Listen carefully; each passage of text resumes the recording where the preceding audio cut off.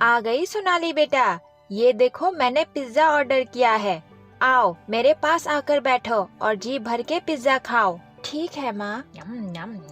माँ, मैंने जो आपसे नई ड्रेस मांगी थी, आपने वो ड्रेस लाई या नहीं? मुझे शांति के घर पार्टी में जाना है। अरे रे मेरी लाडो, ऐसा कभी हुआ है क्या कि तुमने मुझसे कुछ मांगा हो और मैंने वो चीज तुम्हें लाकर ना दिया हो? तुम्हारे कमरे में रखा है, उसे पहनकर तुम राजकुमारी लगोगी। अब आराम से बैठकर पिज्जा खाओ। मैं आज भी दाल चावल ही बना पाई जी, घर पर कोई सब्जी बची ही नहीं। सुधा की माँ, मेरे लिए तो दाल चावल भी काफी है। बुरा तो मुझे हमारी बेटी के लिए लगता है, वो कभी हमारी गरीबी पर शिकायत नहीं करती, चुपचाप जो मिले उसी में खुश रहती है। लेकिन मैं ज्यादा दिन उसे ये गरीबी सहने नहीं दूंगा। मैं दुगनी मेहनत करूंगा, ढेर सारी दवाइयाँ बनाऊंगा और उन्हें बेचकर मैं खूब पैसे कमाऊंगा और फिर सुधा को अच्छा खाना खिलाऊंगा और उसे अच्छे कपड़े भी लाकर दूंगा। वाह, दाल चावल कितना स्वादिष्ट लग रहा है, मुझे भी खानी है। और बाबा, मैं आपके हाथों से ही खाऊंगी दाल चावल।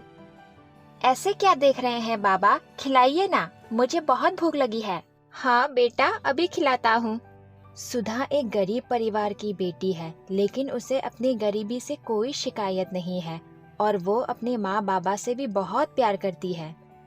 बाबा, मुझे जड़ी बूटी के बारे में थोड़ी सी जानकारी लेनी है, इसीलिए कल जंगल में मैं आपके साथ जाऊंगी जड़ी बूटी लेने। अब आप दोनों भी खाना खा लीजिए, मैं चलती हूँ।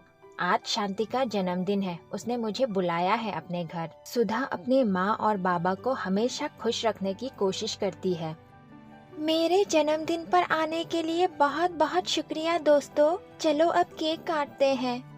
शांति, ये केक तो बहुत छोटा है, इसे तो मैं अकेले ही खा जाऊंगी। बड़ा केक नहीं खरीद सकती थी, ये केक हम सबके लिए कम पड़ जाएगा। और तुम्हारे कपड़े, ये तो तुम रोज स्कूल में पहन के जाती हो, तुमने नए कपड़े क्यों नहीं पहने? जन्मदिन पे तो हर कोई नया कपड़ा पहनता है।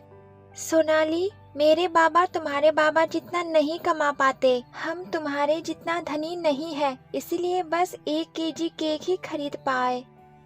कोई बात नहीं शांति, हम सबके लिए इतना काफी है। हम सबको खुशी है तुमने हमें आमंत्रण दिया। अब चलो केक काटो। सभी खुशी खुशी केक खाने लगे। अगले दिन सुधा अपने पिता के साथ जड़ी बूटी लेने जंगल में गई। बेटा, तुम अशोक जड़ी बूटी और मुलहट्टी को पहचानती हो ना?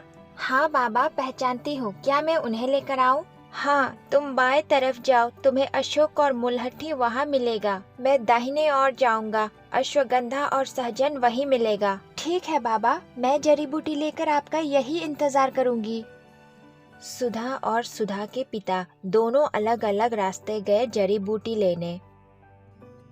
वो रहा मुलहट्टी और ये रहा अशोक, दोनों यही है। दोनों अलग अलग जड़ी बूटी इकट्ठा करने लगे और सुधा के वापस आते आते शाम हो गई। सुधा के पिता अब तक नहीं लौटे थे, इसीलिए वो एक पेड़ के नीचे बैठ गई और अपने पिता का इंतजार करने लगी। कुछ वक्त बीतने के बाद सुधा ने अपने पिता को वापस आते हुए देखा, लेकिन देखते ही देखते सुधा के आंखों के सामने पुल टूट गया। सुधा दंग रह गई, उसे समझ नहीं आया क्या हुआ। वो जोर जोर से रोने लगी। बाबा, अब कहाँ चले गए? मुझे डर लग रहा है, वापस आ जाइए बाबा।